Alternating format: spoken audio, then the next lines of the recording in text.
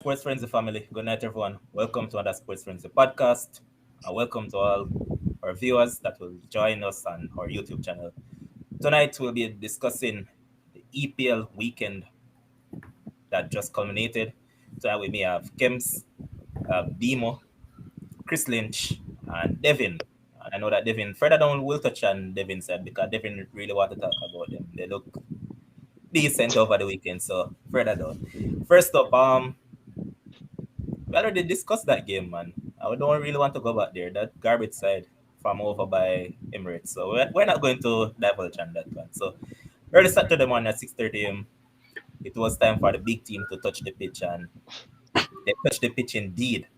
And as I see some people keep on trying to parallel that is Man United caused the earthquake to actually happen. Don't know where to draw that parallel from, but that is what I see a lot of people saying. But anyways, first up, we saw the team that was selected. As you all know, a lot of us are not fond of this Macfred partnership. We always consult the coach about it, but it actually worked to good effect on Saturday morning, and it was a game where we saw 4 assists from Paul Pogba and a hat-trick by Bruno Fernandes and Mason Greenwood. The best striker there is at Man United, who also got on the score sheet. First up, Kims. Yes, sir. Is it something that we should expect of Pogba for the entirety of this season, or this is the Pogba that we have been accustomed to? Play a good game and then after that, just gone last. Or you think that he'll carry on?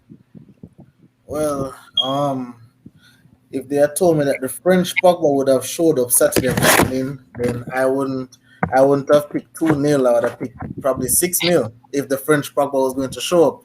But I believe this is, should he stay healthy, because Pogba can't stay healthy, but should he stay healthy, I believe this is a Pogba that we'll see. Obviously with the acquisitions that we have made, also with the quality that we definitely have in the team right now. I believe, and the position that he's playing, he's not playing deep anymore. For the longest while he was playing deep. Now he's more of an attacking style player, which is what I like to see. And if we keep Greenwood up front, Greenwood is a man that will go ahead and make the runs. I don't know if something wrong with Marshall head or something, but I can't say Marshall make those runs that Greenwood is making. Greenwood is younger, but Greenwood is one of the reasons why Paul Pogba looks so good on Saturday. So depending on the team and moving forward and so, but Pogba himself, that man is a talent, a great talent. And once he shows up to play football the way it should be played, these are the performances that we'll get from him for sure. Good point there, Kims, because I was saying it to someone, I believe it was yesterday, that based on the fact that Mason Greenwood played, it allowed Pogba and Bruno Fernandes at times to tend to play as a number 9, as a false Yes, 9, yes, because sir. Bruno tend to drift to the left, to the right, to the central, so it Yes, opens sir. up space for people to come through the middle. Yes, And sir. if you look at the first goal that was scored by Bruno, you notice that Mason drifted to one particular side and it Yes, allows sir. space to Mason on the inside, and then he showed what exactly I'm talking about with the goal that he scored when he Yes, was on the sir. left wing. Remember that he's someone who become accustomed to on the right and central, but Mm-hmm. he scored that goal from the left. And what I've seen with him is a level of maturity that, for his age, I absolutely love it. Reason being, you notice that the pass that Pogba gave to him, it was behind the defender, and he Mm-hmm. got the ball before the defender. So that Yep. shows that he's mature and he's slowly filling out as a player. So that's what Even we have to. Yes, even the IQ as well. Like football is, I would say, probably 70% mental. You have to think the game. And to see such a youngster being able to read the game, adjust to the game, see what is needed at what point in time. Sometimes when to dribble, when to just move and create the space for the midfielders to come forward and stuff. It's really a thing to watch. And as I said before, I've watched Marshall play that position, and Marshall is nowhere close, to the movement that we see Greenwood doing. So obviously, as we always say, it's only one game, but if this is what we get from the first game, it's definitely a positive to look forward to. All right, so I'm going to move over to Demo now. Demo got Levon, because Demo. just want to go in you guys' business a little. Since I'm an analyst right now, I'm not a fan. I was going to The get to reason you, you know why what? I love Greenwood also, and I'm going to Chris. Hold on, man. I'm going to get to you. Why are you rushing it? Oh, All I right, was so going to talk about your game though. That's why. Chris, I'm going to get to it, but I'm going Okay. to ask you. Don't worry yourself, man. Demo, you got a prediction on it because you actually saw it as a 2-all draw. It wasn't to be, and I told you that Leeds at Old Trafford, that not going to end in a draw.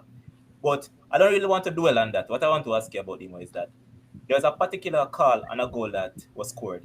The goal that Bruno scored, it was slightly touch and go because if it was Man last offside. season, if it was last season, it would have been called as an offside. So what are you saying? That's offside?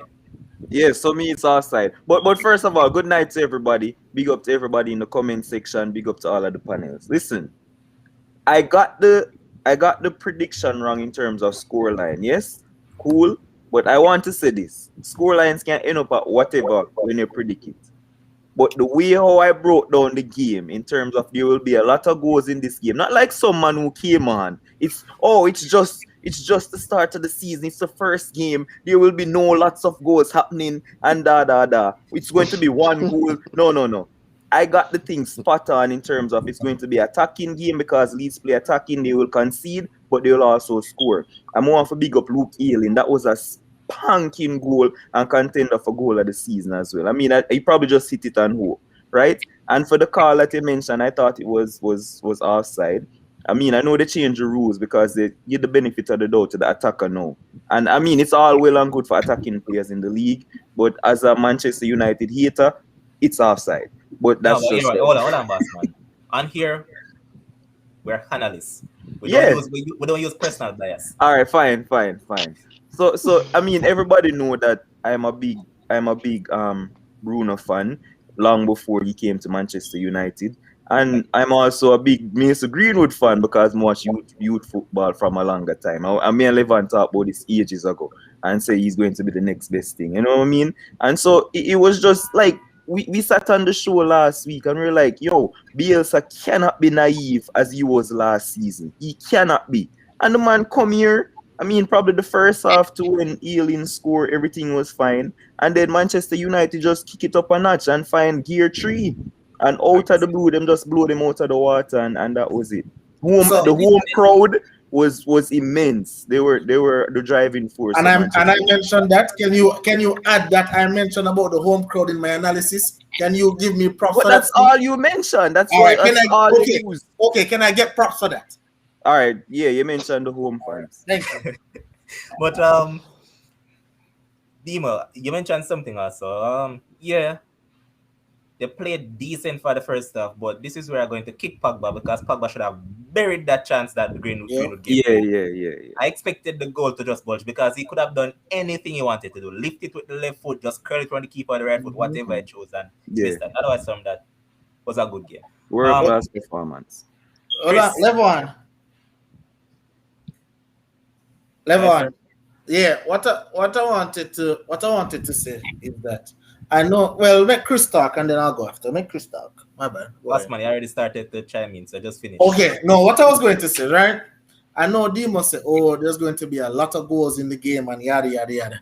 But if you really take a look at how the game was going, this game was going straight to a 2-0 kind of game, until Leeds score. Because Manchester United can take them foot off of the gas, just playing, passing around the ball and stuff. But when Leeds score, that's when Manchester United just be like, all right, now let us show these guys that we are in a different golfer class than them, and that's actually when they stepped it up. So You what's know, your point? What's your Kims, point? hold on, Dima. Kims, say if I knew this was the point you were going to come with, I would just mute you. It's on the show tonight. What? Honestly, you know why? There's no way that game was going to end 2-0. No absolute way. So again, nah. hindsight is always 2020. It's No, not you're speaking the truth. hindsight. You're Everybody speaking on the hindsight panel truth. except you predict a high scoring game. How can it be hindsight? We I, all knew what was going I to happen predicted except 3 you. points and you predicted 1. Go Oh. ahead, Chris. Chris, you're saying no. Season just start and you guys can't control yourself. Anyway, I was going to chime in on the Martial Greenwood. I like Greenwood as a player. And when Martial just came, I also like him as a player. But they play different, like you guys were saying. Martial seems like he loves to come back to midfield to try and get the ball, go a little wide to get the ball to take on defenders, and don't do the off the ball runs like and movement that Greenwood has. Moving off the ball, so Pogba can be Pogba. Martial doesn't do that. He seems like he loves to have the ball at his feet to get past 2 or 3 player and try to pass it or kick it. So I love this injury work in your favor as a matter of fact, because you don't have Rashford to play in that forward line and you use Greenwood. So I guess injury played well for you in that area. All right, so that was Because obviously he wouldn't have been the starting had Rashford been fit. He probably wouldn't have been in the starting lineup. Who's that? Greenwood. No, boss man. Dan James would be the one to be. Come on, Chris. Dan James would have No, been no, bench if but he Rashford would was have fit. played the same. You think he would play the same position? Yeah, he would. Yes. All right. So I said it on. I think it wasn't on this show. I was part of a show yesterday, and I said it on it that what the coach actually wants from his front line this season, he said he doesn't want one player to just play a static position. He wants the front line to just float all over, just like they did under Fergie with Tevez, Rooney, and Ronaldo. So Greenwood is the one best suited for the central position. He is the one that would have started at the central position, even if Rashford was fit. So on that basis, Greenwood would have started there either way, man.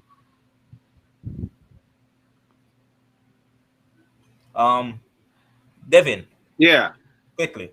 as a neutral, because Yeah. I don't care for any of these English teams. So as a neutral, it was a wonderful game, and I wasn't here when the prediction was made. But nothing is wrong, Demo, if you get it, the scoreline incorrect. Nothing is wrong. I know. I understand you're talking about the analyst, and nothing's wrong with that. And then at the end of the day, Kems can say he has the edge over you. He got the score, he got the outcome right. But nothing's wrong if you say it and you get it wrong, but you give your good analysis. You don't have Precisely. to defend the fact that you get it incorrect. Precisely. You don't have to defend it. So I like the fact that Bruno scored 3 goals without a penalty.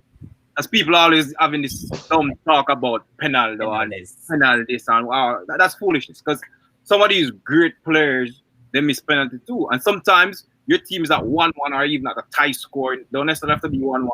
And you need a penalty to score. And people miss the penalty and you curse. So now, even if he continues to score, like, say, 90% of his goals in penalty, he's still scoring. He's still scoring. So I love the fact that he scored without, any penalty, because he's one of my favorite players. I like Bruno being on the pitch. And as it relates to Manchester United, I was saying for my top 2, it's Man City and Chelsea, but I'm not ruling out Manchester United. I like them, because from what it seems as if, based on what you're saying, the coach is willing to play that attacking type of game this season. And I love that. I love that. Against small teams. Don't get carried away. Against small teams. You listen. You don't know. Beat what's in front of you. I know somebody's going to say it's Leeds and they are poor at defending, which is a fact that they are poor at defending. But you have to beat what is in front of you. You have to beat what's in front of you. Yeah, I see other teams celebrating a 3-0 victory against Norwich and so, and Leeds way better than Norwich. So We're talking about the attacking against big teams and small teams. Yeah, man, I'm just saying. I see a lot of people celebrating Levan, other put teams. Kems on a leash, no please, because the man now wild out, brother. Oh, but I'm not talking about you. Why are you taking offense to something? I was making a general comment. Why are you taking offense? Devin, good observation, Devin. But I'd say Bruno actually scored 3 great penalties. Those are penalties, man. I'm not going to. But Stephen, your take on the whole Manchester United performance quickly. I'm going to have an unconventional, unpopular opinion. I think that the performance was very good. You have to beat who comes in front of you. You have to take your chances. And I loved that goal from Fernandes where he took it over his shoulder and hit it, let it bounce and hit it. That's not easy to do. Anybody who has played football at N level, that's not easy to do. Fantastic finish. But I just want to make Stephen? Man, gone, man. I'm waiting for the unpopular opinion. Yeah, man. Stephen, we're waiting on the proclamation. Yeah, that's the right back. Stephen, just start out the connection and return, boss. whenever he returns, I'll just let him give his unpopular opinion. So we'll just move on for the time being. Next up at 9 a.m. we saw Leicester against Wolves, and Jamie Vardy was on the score sheet, and as always, he was up to his craziness when it comes down to scoring against some teams. I remember I did it against. I don't quite remember which team he did it against last season, but here he was once again with his mockery. Timo. Oh, What? All right, so you see me. I mean, I know we call Leicester City to win the game because of the whole thing of Wolves having a new coach and the system they're gonna play, all of this kind of stuff. You know what I mean? And Brendan Rodgers have more quality.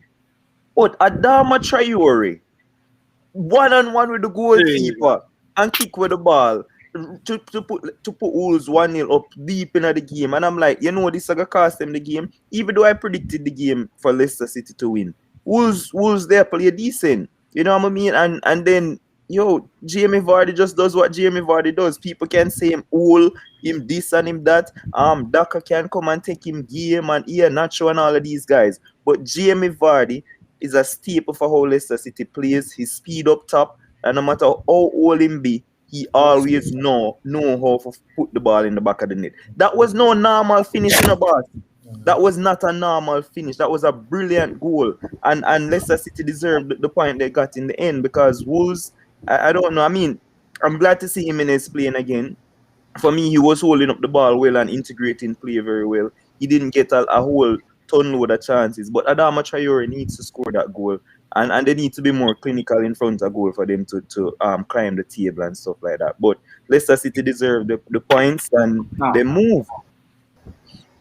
All right, Devin, you are chiming in. Yeah, because that's the only Premier League game that I watch in its entirety over the weekend. I disagree with Demo. Wolves deserve to win that game. Yeah. For one, Musterman, I call him Musterman. Adama, that goal, I agree with the Demo. Should have buried that, right? But then the goal that Vardy scored before Ricardo made the cross. Those two defenders, that's one of the worst defending I've ever seen. The guy who made the cross was Ricardo. And then Vardy with a brilliant finish. Ricardo went through two defenders like nothing. Like it wasn't a brilliant play. It was no brilliant play. Like both defenders just stood on the wing and just like man just went through the middle of both of them. That was like some ridiculous defending. I watch like 4 games in the Spanish league and I don't see any dumb defending like that. I don't know if it's because of this perceived better league by England right now. I said perceived better. I know y'all gonna kill me with it, but I don't care. But that's one of the most ridiculous defending I've seen. Ricardo just like say, okay, hi, what's up? I said to the next defender, hi, how are you? And run through the middle. That's like dumb. It was a good cross. It was an excellent cross and an excellent finish, and I agree with you, Demo. But that defending was atrocious. No, but you still why Wolves deserve to win the game? When I get it, so where at all? So like I'm saying, besides that, I don't see any other big chances that Leicester would have created that was similar to Adama's chance. Perfect time to come in. After agreeing with Devin, because Traore. I think that they should have won the game. Adama buried that chance. So what are all the big chances that Wolves created to win the game? That's what I'm saying. That one Traore chance. got the next one in the second half. Adama missed. I don't see any other chance that Leicester created. I see Vardy get a chance. You see the chance that Vardy get and he was trying to back heel. That wasn't even a chance. I hear the committee saying that was a chance. That was not a chance. Let us be fair though. As Devin said though, Demo, that Wolves didn't actually play bad, and I can actually point out another instance they got an opportunity. I think it was Trincao was going down one of the side, and I think he kicked the ball in the side of the net, I believe. So I watched that. And yes, boss, the man who scored that's why I was wondering the goal, them deserve to win the game. Y'all could disagree. No. Wolves play as well to win the game. Traore cost them the game. He got 2 clear-cut chances. The first half and the second half, he got away from his defender, was 1-on-1 again with the keeper and kicked the ball right in the keeper hand, and all he did was look in the air like he's insane, like what he did with the first chance. So he got 2 chances and he didn't score none of them. So Kems, is it fair to say that Adama Traore is a poor man, Alan St. Maximin? No, that's not fair. But Adama depend on form like from last season. From last season, him not playing a ball to me. This is my opinion. From Is it my true? from last season, him not playing a ball. I wouldn't say he's a poor man's. I wouldn't say he's a poor man's maximum because when Adama play ball when him dep on farm and him a do him thing and him oil up him body and him go on and him do him little thing is a baller. You get to me I say, but him just I think he's lacking confidence right about now. It has been a very long time since him see the ball going at the net. And when things like that happen, you just lack a little bit of confidence, you have some self-doubt inside of you. So I just think that is what it is, because if you give that man that chances 2 more times, I think he'll score that goal. The one-on-one when him get to the ball, I think he'll score that goal. But I just think he just lacking confidence right now. And but I think he'll come better. I think he'll become better. All right, Stephen, you're back there. Why, Stephen? The connection? Yeah, I'm here. I'm here. He's here now. All right. Stephen, start it off and come back. So next up, we saw Chelsea running out 3-0 victors over Crystal Palace. And remember on the previous podcast, I actually said it that I expect Patrick Vieira to be one of the first casualty in the Premier League when it comes down to manager being sacked, because I don't think he's good enough as a coach and he's just a poor man overall. Chelsea, 3-0 victors. Alonso with a good free kick. Then you had Pulisic on the score sheet, and then the youngster, as they refer to him as Trevor Chalobah, who rifled in one from the edge of the box, and he burst into a lot of emotions because that he's brother with the player that is at Watford, Nathaniel Chalobah. Their mother passed off in 2016, so they always intend to carry on this far. So yeah, it was quite emotional on that part. But overall, Chris, what do you make of Chelsea's performance? Very good performance from Chelsea. You would expect nothing less, like you say. Patrick Vieira going to feel it. It's not as easy like when he was playing. And Chelsea really turned up. You cannot stop goals like the Alonso goal and then the goal from the youngster. You really don't practice this to save those. Those are two beauty.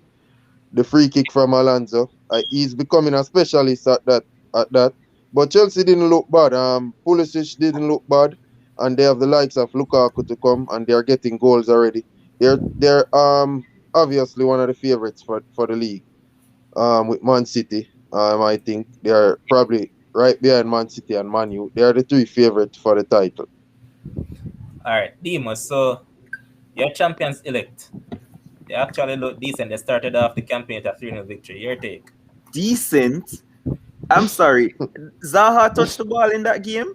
Chelsea absolutely dominated that game from the start of the game to the end of the game. And like I said would happen, I thought they would score more goals because I had said 5-0. But it's Chelsea's title to lose. They look far superior than Crystal Palace. Crystal Palace look like they never even wake up yet. Like I said, I don't remember Zaha in the game at all. And he was all there complaining and all of that stuff. But Chelsea, they just fully equipped and oiled for win this game. And Right. it was an easy victory. All right, Demo, I'm glad that you touched on that, because I see a lot of Chelsea fans lamenting about, oh, we look so brilliant and all of that. They did. Just like you guys said when United beat Leeds United, it's just Crystal Palace, a poor team. So, I mean, what's there to get excited about? Since I'm just going by you guys' narrative, Since as I No, said me that never United- said that. No, I'm not saying you. I said Chelsea Oh. fans. They said that United just play against a Leeds side and Leeds is poor. The same Leeds United will finish ahead of Crystal Palace last season. The same Leeds United is a better side than Crystal Palace. The same Leeds was a better coach than Crystal Palace. So, I mean, we're going to go by their narrative. I mean, nothing to get excited about. But Man. Yeah. Devin, what you say? You think they're the champion select and they played like it? Well, I still have Man City to win, but Chelsea, I mean, they spent, I think, what, 272 between 272 almost 300 million last season, and then they spend a lot this season. And Lukaku, I expect that win, but in terms of the game itself, I didn't see much, but I just know that one of my favorite ballers scored, Pulisic, and they have the talent. You know, the American Pulisic, one of my favorite footballers.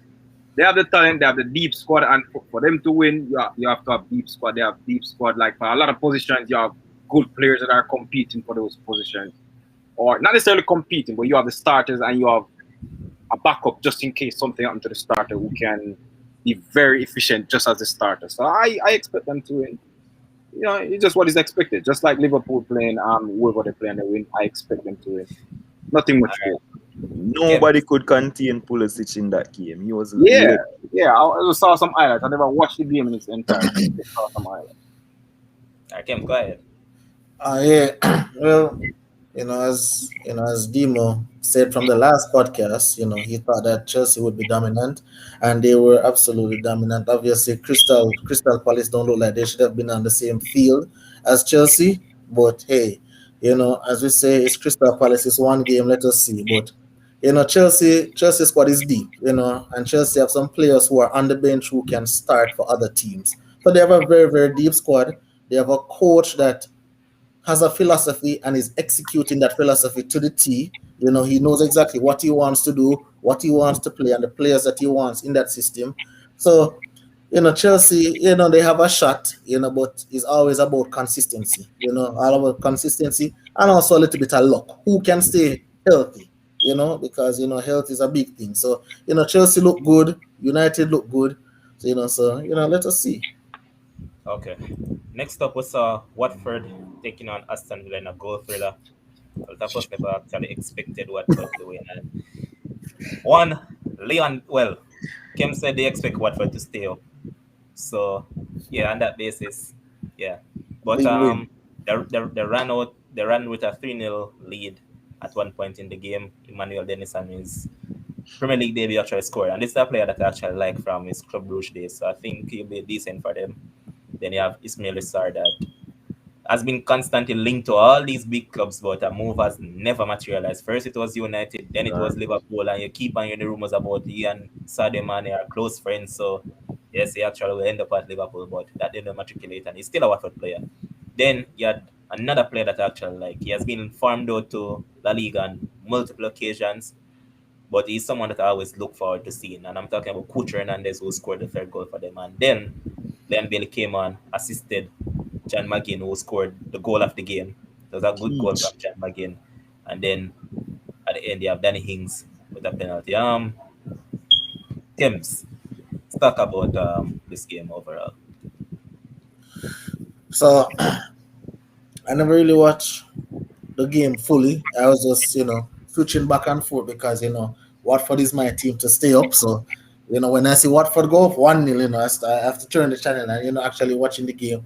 But, you know, Aston Villa, them have a few, new players. They don't look like the quote unquote oil machine as they were prior. They look like, obviously they look like they're playing the first game of the season, and Watford catch them on a bad day. And if they play again, I don't think Watford would beat them, but Watford catch them on a bad day. And, they do what they were supposed to do. When they catch a team on a bad day, they're supposed to collect the 3 points, and that's what they did. Good 3 points for Watford, keep them 3 points above that, relegation zone, so but Aston Villa, Leon Bailey, I like how Leon Bailey looked when he came on. He looked lively, looked like he came to play, want to be involved on the ball, looking for other teammates and stuff. So he looks good. He look like the Leon Bailey what we know, not like the one that played for Jamaica. This look like the club ball Leon Bailey. So really, really like it. So just hope say Aston Villa improves as the weeks go along. Yeah, but we could say their problem is actually in midfield. I mean, that midfield boss man, and then Matt Target was overrun by Ismail Assar all day long. He had his Yeah, number until the coach just switched it at halftime and put Ashley Young back there. But um, actually young. that's a problem. That's a problem for Aston Villa. We spoke about it when we were actually breaking on this team that they're a team that looks good up top, but so it comes down to the midfield, they're lacking because I mean, yeah, John McGinn is decent, but Yeah. look at how marvelous Nakamba. What the hell? Mhm. That man can't do anything to save his life, man. And then I said it before. I don't like Tyrone Mings, and he just keeps on proving it. Hezek Cancer is my player because I like Cancer, but boy, Demo. You're a few seconds on this game. Yeah, I was just very surprised at how easily Watford was cutting through the back line of Aston Villa. For some reason, last season they seemed a lot more defensively sound. Emi Martinez is one of the top goalkeepers in the league, and the man has stand no chance in another the goals. Like it was so easy to cut through the defense, and I just didn't expect it. And boy, I don't know if it's the home advantage as we've been talking about, but Watford seemed very much up for it. As the name Cucho, that that's his name. As Yeah. soon as he came on, probably in first or second touch, a banger curl into the corner. I was like, no man, that's it. But I was just happy to see Leon Bailey come on and impact the game. I think as him come on, him skin somebody down the left hand side and create a Yep. few chances and stuff. And I mean, I was shocked to see him even getting the free kick. When we see I think Ashley Young allowed him to take the free kick close to the box. I was like, oh, him could come influence the team already. So I'm glad to see Leon Bailey getting time, and he should be starting in the next game. Okay. Devin. Like I said, well, I didn't say it before. I watched the highlights and I look at Liam Bailey play. He came on, play a good game. So I don't want to stress the point about, Liam Bailey. He had a good game, and I'm hoping that he continues to have a good game, and Aston Villa can at least compete to be in Europe. At least compete to be in Europe. It's going to be difficult, but I think as a club they should set that should be their expectation. At least to be in Europe as a club. It's going to be difficult, but they set themselves. Because if you set yourself, they can't set an objective or a goal to be above relegation. No. But when I see Ashley Old still being in the side, Young. Ashley Old, no, that's not young. He's not young. Ashley Old. Yeah, Ashley Old. When I see Ashley Old still in there, I agree. They have to do something. They have to get some younger talent within the transfer. All right. The thing doing at Devin is that they just brought back Ashley Young this season, as a backup to Matty Cash and. I figured it was what. Well, they have to do something like you said with the midfield. Get some younger players. The midfield is a problem. Ashley Old should not be starting in Aston Villa side. And that was their downfall. The starting 11 was what killed them. And Chris, what you thought about the game itself and Bailey's performance? Yeah, I think because Leon arrived late, he would have probably been a natural starter, but he arrived training late and all of that. So I think that's how the first week normally goes. That's why you don't really read much into it as the season get along. But Watford, you guys sum it up very great. Everyone said the right thing. Watford does pick through easily. Midfield didn't look organized for Aston Villa. And most Jamaicans, I think, watched the game because of Leon's influence on the game. So we pay keen attention to the game. And Watford was just having a field day. Basically, they Aston Villa didn't threaten them much. And when like I said, when Leon came on, you could see that he was a difference maker, and he's going to be a good pickup for Aston Villa because of how easily he found to get past players. And he's an assist machine for me. He's just always looking to get players the ball, and I like that about him. Always looking to get players the ball, and he did so, and his striker scored a brilliant goal. So I'm looking to see a lot of him and Danny Ings link up this season. As Kims put it, this is the Leon Bailey that we know at club level. And for club level, this man is far from selfish. The man now cuss him out, so this man tend to go down blind alleys when he plays at Jamaica. But when he plays at club, total different ball. It's like the IQ level just raised entirely. Stephen. Yeah, man, you hearing me now? Yeah. Yeah, man. Yeah, I thought Leon Bailey was very good. Something wrong with your Wi-Fi. But Stephen the Wi-Fi not treated properly at all, my boss. Even tell him say what about this month's bill, brother. Yeah, man. Yes, Chris, Was a it's just pleasure to like watch. you that came on earlier and said that they don't know how if it's going on today. Yeah, my service is working better than their internet. Yeah, true. Next up was Everton taking on Southampton, another team that Kem got this prediction right. He said that Everton would have won first 3 points for Rafa Benitez and Southampton will be going down. Go ahead, Kim. Start it off. All right. So I came here and I told you guys that because I think it was I think there was a stat, and you can correct me if I'm wrong. I think there's a stat that said Rafa Benitez has never won a opening day game. Never get the 3 points, right? But as I said before, all the dilemma that was going around him, moving from Liverpool man to Everton fans not liking him, and I said, watch when this man get the 3 points. It's just going to be a total different. Everybody, the crowd, the fans, just going to rally around him, and so said, so done. In the first half, Everton was absolutely anemic. They reminded me of Crystal Palace. They were that bad. They were terrible. And what's your boy name up front for Southampton? Armstrong. Yeah. Kill him there, kill him. Armstrong was killing them. What a little different. Holgate. That's Yes. the man of Holgate like The man that like is a in little, Jamaica. huh? The man that is in the pipeline to represent Yep. Jamaica. Yup. So But yeah, you know that wasn't it Michael Keane that actually made the mistake for the Armstrong Yeah. goal? Yeah, yes, he made the mistake. He made the mistake for the goal, but Armstrong did a manhandle the two of them round. It was just like men against boys, and I don't know what Rafa said in the halftime meeting, but Everton just come out a completely different side. They start dominating. They start spending time on the ball. They start passing around the ball. They start getting everybody involved, and rightly so. I picked a 2-1 victory, but they actually won 3-1. And I'm pleased. Yeah, man. You know what happened? Rafa just said to Richarlison, "Say, boss, man, you just win the Olympics gold medal. Come on, need to step it up." But Timo, Adam Armstrong on the score sheet, sure that we're happy because they said that he's a goal machine. I expect him to score. So yeah, Yeah, started man. up the season well. Yeah, and I mean, as Kem summed it up perfectly. I mean, Southampton were all over Everton in the first half, especially Armstrong and Shea Adams. Like he was winning everything, and and the two of them there on the back line red. And it's like Everton could play worse than they were playing in the first half. And I'm gonna think Rafa to tell them anything else. They came out and like probably the 47th minute or whatever it was. Such stupid defending. The man made the ball just go over and made and bounce and Charles top.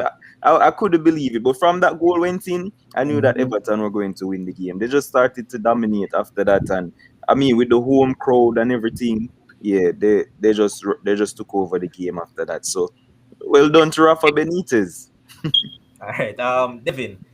As I So said, as I said before, I said that Southampton is light, although I still don't expect them to go down. But I think they need a couple of signings because they have lost Vestergaard, the best central defender, so they need to make a central defensive signing. So your take on this? no, for me, Southampton, the scoreline should have been bigger from in the first half, but they had a good first half. What I was watching this guy Derek Ray, and he was complaining about my Brazilian baller who beat up the Spanish team in the Olympics. Dimo, I have to reiterate that, Is this the Olympic stream? I don't care. I just want to rub it to you because all this talk about Spain beat such a great team, Brazil beat them. So Derek was complaining about my Richarlison, saying he should have not went to the Olympics and he would have been too tired coming into the game. So I was so happy that he scored. Because I just figured that these commentators, they like to talk after the fact. If he didn't score in the game, he would have said, "Oh, even though he didn't score or whatever, I think him being at the Olympics affected his game." So I'm glad that he scored. And Everton though is being Everton at the beginning. They're gonna win like about 2 or 3 games consecutive, and then afterwards, you're gonna look for them to start dropping points. That's just Everton. That's just the pattern of Everton over the years. That's all. Your minute, Chris. Pick up where Devin left off in terms of Richarlison scoring. It was like him said, it was a shut up moment for commentators who probably thought he shouldn't have went to the Olympics because of the type of goal. It's a reaction goal. He reacted well. So that probably if he wasn't in the shape and wasn't playing for so long, he probably wouldn't be in that mind frame to react so good. So that was good on Richarlison. But Southampton, I guess they have themselves to blame. Should have looked to get a next goal in that first half when they were all on top. And Everton was always going to try and come back. Their Townsend didn't look good in the first half. I guess he grew into the game and what's his name from Arsenal. he came to Everton from Arsenal. Iwobi, AOB Iwobi. came in and impact the game also. So Everton, like all of you said, in the end deserved the victory, and happy for Rafa. Okay. We're just going to stop here for a minute and just tell people that are watching at this moment that if you haven't subscribed to the channel, just look downwards, click the subscribe button, and hit the notification bell so whenever we go live, you actually get the notification. So just do that, man. Help us grow the channel even more bigger and better because you guys love what we do here. You love our analysis of the sport. So just do what will make us happy. If you do that, we're just doing each other a favor. You like the analysis, we like the subscribers. So Yeah, just touch do a what you have to button now. Simple. Dima pointed out something earlier and I said that some of these teams had some good second half and some other good first half. I can just go in the same breath and said Burnley should have scored at least 3 on Brighton in that first half. Burnley was all over Brighton through that first half and The snore face, what them say? games it ended up with Burnley winning the game. Not Burnley, I mean Brighton staging a second half comeback and they win the game 2-1. Your take? So, I'll be the first one to admit that I was definitely wrong. I thought it would have been a snooze fest, but actually it wasn't a snooze fest. Even Burnley, who I thought would have been, Burnley was attacking, hit the post twice. After they scored the goal, they hit the post twice, and they were going at Brighton. But then now, in the second half, guess what? Burnley proved me right. They went back to being Burnley, and they tried to defend one goal for 45 minutes, and that wasn't going to be it. Because there was at one point, it was 80% possession Brighton, 20% possession Burnley. And I'm like, what? As I'm getting the ball, them just kick it out, Brighton back at them again, Brighton back at them again. And just constant. And this, I remember, when I was watching the game, all that was in my mind was what Dima was saying. Was that Brighton are going to come and play attacking football, are going to play good football, and Brighton are going to score. So said, so done. The same brother when we talk about Mape, I would say I'm going to miss chances, him score, and once him score, them are going to go for the winner. And Brighton was just relentless. And even when it was 1-1, Burnley said, okay, we're okay with 1 point. We'll take 1 point, no problem. Still defending. And Brighton attack until they get the 2-1. And when they get the 2-1 now, with like 2 minutes left, here comes Burnley now, trying to do their little time to get a draw again. So, it was a very poor executed game by Burnley. The first half, they were exceptional, but Brighton was just relentless. And, I have to give Dimo props to that because his analysis was definitely on point. Everything that he stated in the podcast, that is exactly what happened. Naturally. You hear that, Demo? You get big praises from the man. Yeah, a regular thing that. The one I... No, but if we follow Brighton over the seasons past, we know that was going to happen, boss. But may I live on freeze? No man, I'm still here, man. Yeah, so my thing is, I mean, I'm not gonna stay long. The thing is, for me, honestly, that first goal shouldn't have counted. The man pushed down the man. But now I'm gonna stop say that. Might think it's soft or whatever, but Tarkowski pushed down the man and scored the header. That is not a goal for me personally. But then Brighton dug deep, and the goals that they scored, 2 substitutes came off the bench. And no, Mape scored, and then the 2 substitutes came on to combine, and McAllister scored the second. Carbon copy down the right hand side, Mother square it, Mape score. Down the right hand side, through the left back, him name Taylor, right through him foot, the both goals go. And carbon copy of the goals, and that's what Brighton do. They play attractive football and they win games. All right, Stephen, about there now? Yeah, man, you hearing me now? Yeah, way better. Go ahead and give us your analysis of this game. Yeah, Kim summed it up perfectly. Nothing really to add. Burnley, as I told you before, they were gonna be very defensive and very physical, and Brighton were gonna play through them and cut through them, and so said, so done. Brilliant Brighton win, and again, my footballer Trossard was brilliant again. Was brilliant. So, Steven, what was the unpopular opinion that you had to make? No, I was saying that Manu was very good. You have to take the chances that you get, especially the Fernandez one coming over his shoulder was brilliant. That was the unpopular opinion to say that. No, but I was just saying that the standard of defending was horrible. Yeah, It was just so horrible. yeah, man. I mean, the goals were good and Pogba was brilliant and all of that, But Bruno Fernandes should never be played onside there.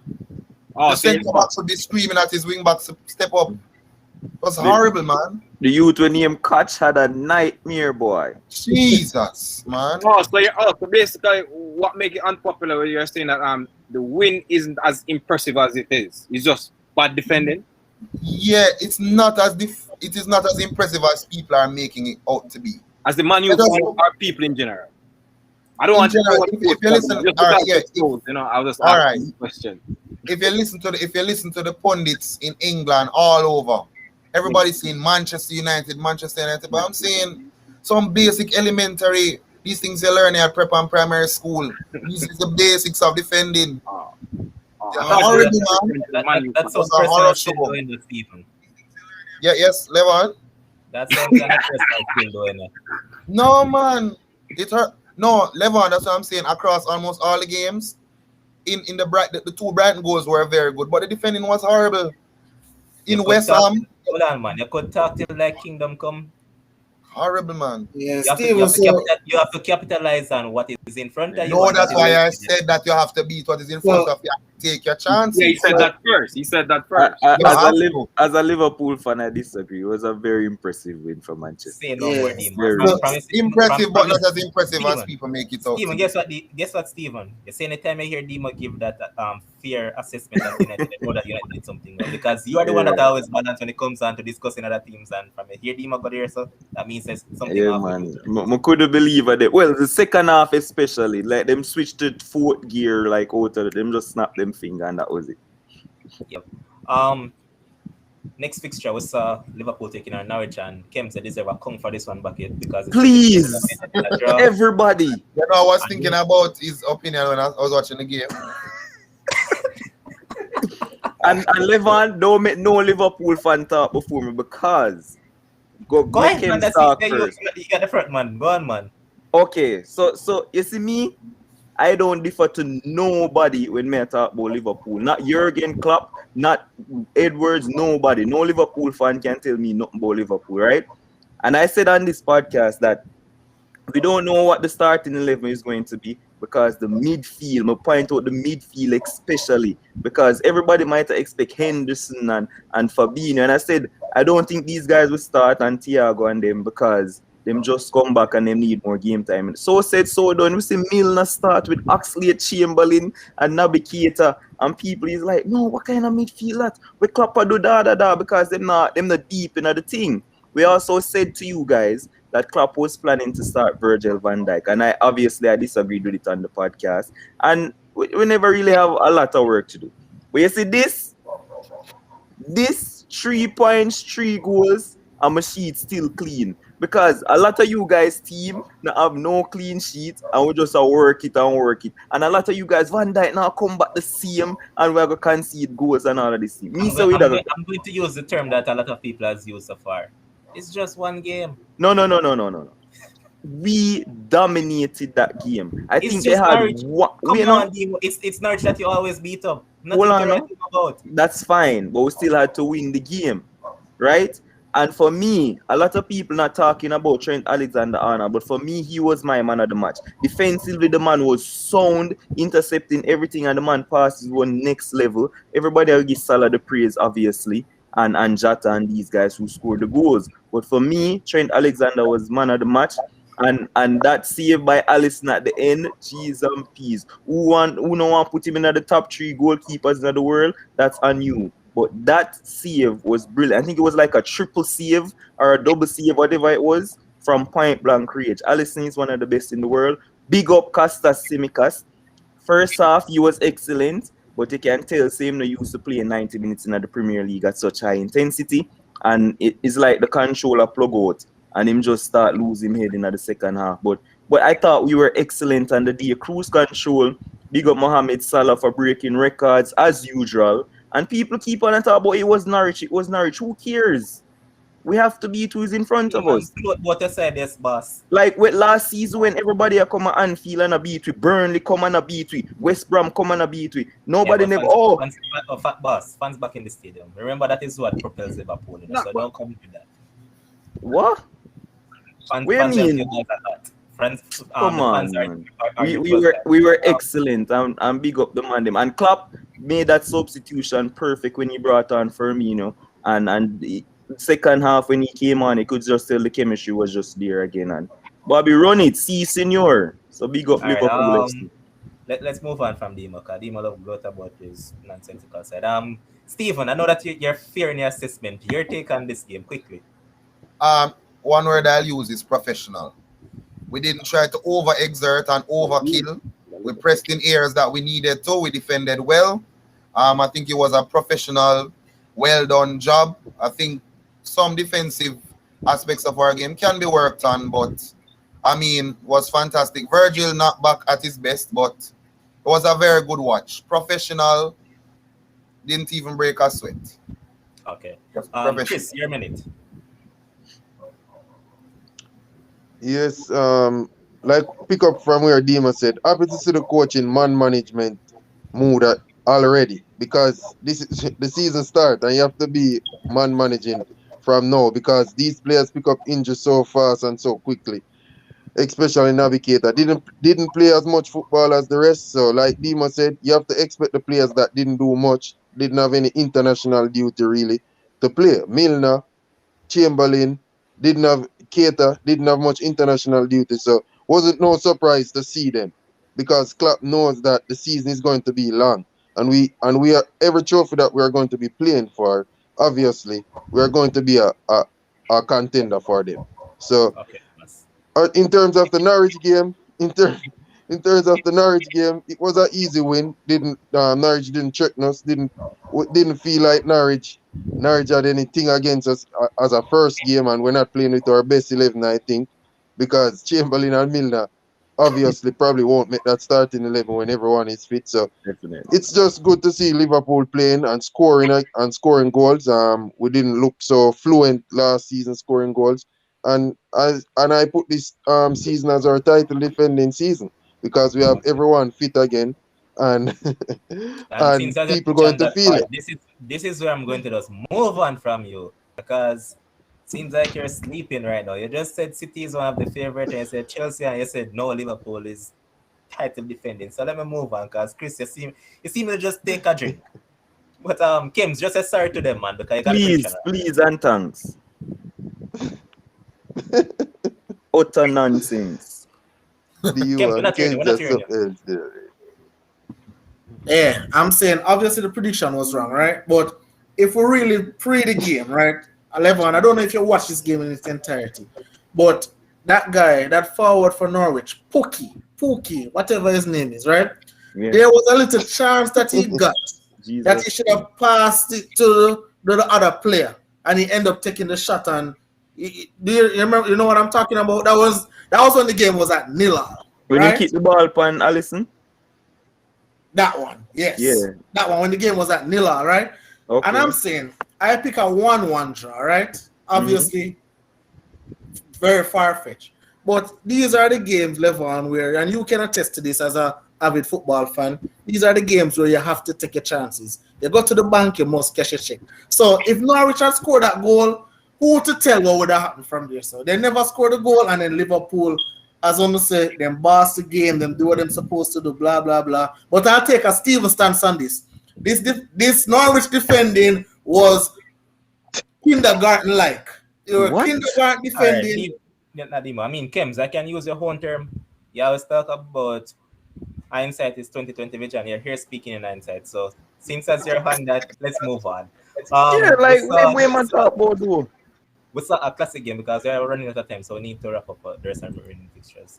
We saw a classic yesterday morning between Newcastle and West Ham.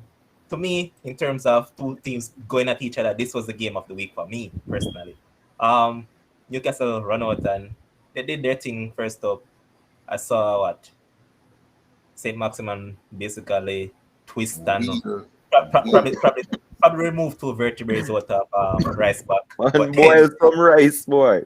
But then afterwards, Rice got a grip of the game, and Shelby was playing a monster of a game, was lost in that second half. And when we talk about games of two halves, this was another one. And I said it was back and forth. And in the first half, it was the first game of this game week 1 that had the most shots in the first half. And it's also take the time out to give a lot of props to the Jamaican national to be Michael Antonio. Man, clinical, but you know, Except man, from the penalty spot. as far as they except that. Yeah, man. So it was good for majority of the game, man. Also, Said Ben Rama, he was another one that was very good. So you have to give him props, man. And happy for them because they gave me some points in my FPL team, so I have to give them props for that. Next up was Tottenham taking on Man City, and Nuno Espirito Santo got the victory over Pep Guardiola with a 1 victory by Young Son, and Son actually skinned Nathan Ake for that one, man. Showed him the right and then just cut in and beat it in. And it was a very good goal from them, and actually Spurs look good in the game. We have to give them that. And Kem said it that Nuno probably can do a thing in this season with Tottenham, but I said to him that Nuno tend to show up against Pep, because I remember it was 2 seasons ago that he beat City twice in the league with a poor Wolves side. So on that basis, we have to give them a lot of props, man. And Man City just looked, oh boy. And I said it to someone that if you put pressure on Ruben Diaz can crack. I think.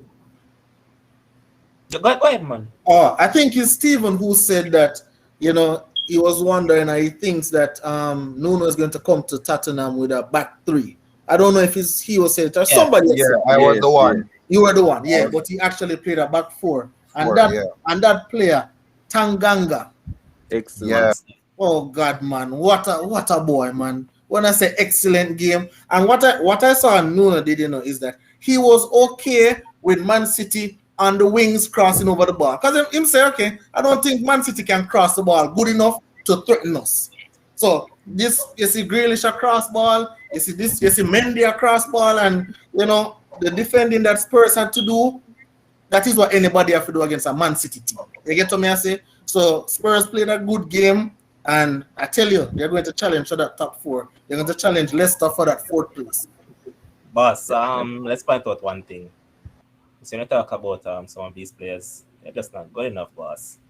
And you talk about Benjamin Mendy, that man is not good enough as a footballer. I think he should just retire from football and just stick to social media. That is where he's good at. Well, Pep clearly thinks he's good enough for something. No, man, this will be the only game that he'll start, man. This won't say Zinchenko come back in or Cancelo go off on the left and Walker come in on the right. Devin, well, no, before I move on to that, Demo, I see a lot of people beating up Jack Grealish. Said that he has been woeful in the 2 games for City so far. You think it's premature on their part? Very much so. I don't know. Jack Grealish wasn't woeful in the game.